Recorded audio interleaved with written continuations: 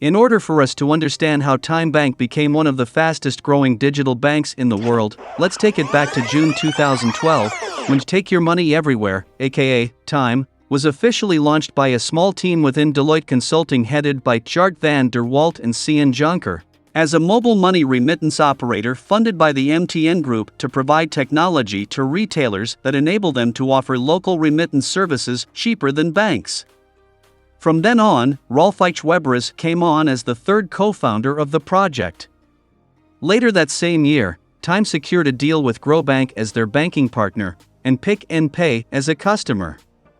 The idea was to use mobile money as the conjugate for remittance inside South Africa through Pick n Pay and Boxer superstores. The investment and partnership with MTN allowed Tyme to tap into MTN's customer base and offer them several services for free versus non-MTN customers. These were the days before MTN's Momo account. So with the three partnerships, Grobank as the banking partner, Pick n Pay Group for cash-in, cash-out services and MTN for customers, Tyme built the technology to convert cash at one till into mobile money and back to cash at the other till for the remittee. Part of what Tyme built was a core banking system. So in 2013, they signed a partnership with eBank to build a low-cost digital bank in Namibia. The digital bank was launched in 2014, but Tyme had to sell out of the joint venture after they were acquired by the Commonwealth Bank of Australia in January 2015 for 365 million rands. At the time, Tyme held a 38.3% stake in eBank, which they sold to an investment company in Namibia called Point Break. CommBank bought Tyme for the team and the core banking platform that they had built. The idea was to use the existing technology and build a retail bank. So in October 2015, Rolf Weberes led the application for a retail banking license. The next 2.5 years were tumultuous for Tyme but important for their future. It took them 2 years to get a full banking license from the South African Reserve Bank, but they continued to solidify their partnership with Pick n Pay, first by signing a money transfer partnership for a remittance product in May 2016 and then a 10-year distribution agreement in February 2017. The same month MTN decided to cancel its partnership with Tyme on the grounds of a lack of commercial viability. Tyme parted ways with MTN and the Grobank. Rolf, the co-founder and head of strategic partnerships, resigned and numerous developers left to join Outsurance. Tyme, which had been renamed to Tyme Digital, received investment from African Rainbow Capital, an investment holding company chaired by South African billionaire Patrice Motsepe. The company bought 10% of Tyme Digital from CommBank. In 2018, Australia's Royal Commission led a nearly year-long public inquiry into wrongdoing by the country's biggest banks. Amid the probe, CommBank started to retreat from international markets to refocus on Australasia, very convenient timing for ARC, who then signaled that they would buy CommBank's 90% stake and launch the bank themselves. The transaction was completed in September 2018 and Tyme Digital became TymeBank, signing up its first group of customers in November of that year through a soft launch the company conducted. Based on customer feedback from the soft launch, the product offering was iterated and perfected until 3 months later, when TymeBank officially launched to the South African public with a value proposition based on 3 pillars: simplicity, transparency, and affordability. If this sounds familiar, you are right. It closely follows Capitec Bank's strategy of simplicity and transparency, which helped it to become South Africa's largest bank by clients. The strategy also worked well for TymeBank, which signed over 7 million South African customers since launching, adding 200,000 new customers each month while carrying a 70% 30-day account activity rate. The branchless bank attributes its milestone to its core banking technology platform, hosted securely in the cloud, as well as its no monthly banking fees model and lower transaction fees. But unlike Capitec though, TymeBank doesn't have any branches.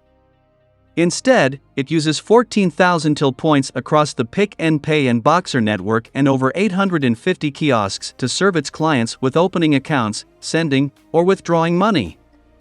In a surprising move, we saw TymeBank targeting churchgoers of Zion Christian Church as clients.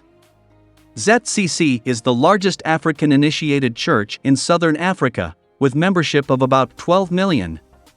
About 9 million ZCC members are based in South Africa, of which about 6 million are adults. The bank entered into a partnership with ZCC in early 2020 to offer a banking proposition to its members. The partnership with TymeBank introduced the Zion City Moria membership card, which will serve as both a membership card as well as the member's bank debit card. Among the benefits offered by the card are extra smart shopper rewards on pick and pay purchases, zero-rated data for smart app and internet banking, and security access control. The momentum of the deal was initially derailed when government implemented lockdown measures in response to COVID-19 breakout, but later on, the process to onboard church members was resumed once those preventative measures were relaxed. In line with the bank's intent to diversify its current customer profile to include more customers from the middle and upper middle income groups, TymeBank sealed a strategic partnership with the Foschini Group early this year, a leading fashion retailer with more than 26 million loyalty customers, to meet the evolving financial services needs of consumers in the TFG ecosystem. Dubbed Bank, Shop, B. The initiative sees TFG customers banking where they shop. To this end, customers are able to open a TymeBank TFG Money account at more than 600 dedicated branded TymeBank TFG Money kiosks at TFG stores that include Foschini, Markham, and Sportscene. The partnership with the Foschini Group raised the number of kiosks to 1,450, giving the bank one of the largest banking access point networks in South Africa. According to TymeBank's CEO, Cohen Jonker, the kiosks have been a hit. 85% of TymeBank accounts have been opened at kiosks, while 20% were opened online. TymeBank's distribution network, which is based on its three partnerships with the Pick and Pay Group, the Foschini Group, as well as the Zion Christian Church, helps to keep operational costs low and passes cost savings onto customers in the form of more affordable services. A clear majority of the bank's customers cite affordability as a key source of value and the reason they opened a TymeBank account. The distribution network also extends the bank's reach to areas that are underserved by traditional players. For its first ever acquisition, TymeBank bought Retail Capital for 1.5 billion rands, a fintech company that provides funding to small and medium-sized businesses. The company wanted to ramp up its plans of taking on what it terms incumbent banks on business banking. Launched in 2011, Retail Capital has developed a robust risk decisioning process for small business funding products, launched a successful set of fintech solutions, and developed the underlying technology for embedded funding solutions. The company, which is currently profitable and capital generative, has so far funded more than 43,000 business owners with over 5.5 billion rands. After the acquisition, Retail Capital became a division of TymeBank and was headed by the same CEO, Carl Westvig, who joined the company's executive committee with responsibilities of handling TymeBank's business banking and lending offerings, which already has over 120,000 customers. The acquisition will enable TymeBank to expand its offering to entrepreneurs to include working capital finance.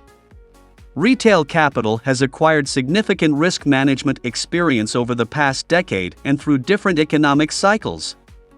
They have an experienced team in place and their risk models and operational processes have been battle-tested and optimized to a significant degree for small business funding. In early 2021, following a change in South Africa's exchange control regulations, TymeBank's business interests were consolidated to a Singaporean-based holding company called Tyme Group, as the upstart bank embarked on expansion into Southeast Asia. According to Jonker, Singapore offered the ideal home base given its stability and tax advantages.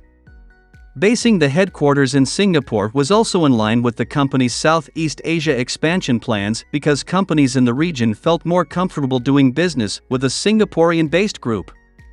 The group heads the firm's strategy, business development, data, analytics, and artificial intelligence functions. The group's global footprint also includes a product development and engineering hub in Ho Chi Minh City in Vietnam, which employs a team of skilled people, including over 300 engineers. In October 2022, after receiving its digital banking license from the Philippines Central Bank, Tyme Group partnered with JG Summit to launch a new bank in the Philippines called GoTyme. The name, GoTyme, is a nod to the Gokongwei family, which owns JG Summit, an investment holding company which has interests in airlines, telecom, banking, food, power, property, and retail.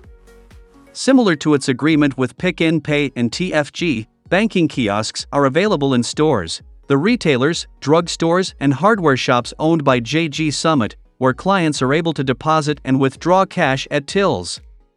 Since its launch, GoTyme has signed over 1 million customers, a feat made possible by the bank's focus on providing seamless digital products and services supported by a human touch, which makes for more personal service and greater empathy. This phygital business model, a combination of physical and digital systems, is key to making all the difference. At the current expansion rate, it is likely to exceed its original goal of 5 million customers within 3 years. The group had previously considered entering into Pakistan, but cancelled that plan due to challenges in obtaining a digital banking license. Right now they have their sights on entering Vietnam with their banking technology, and later the rest of Africa, as the group believes a multi-country approach is the future of banking, where economies of scale including using the same technology across different markets will be key as margins get thinner.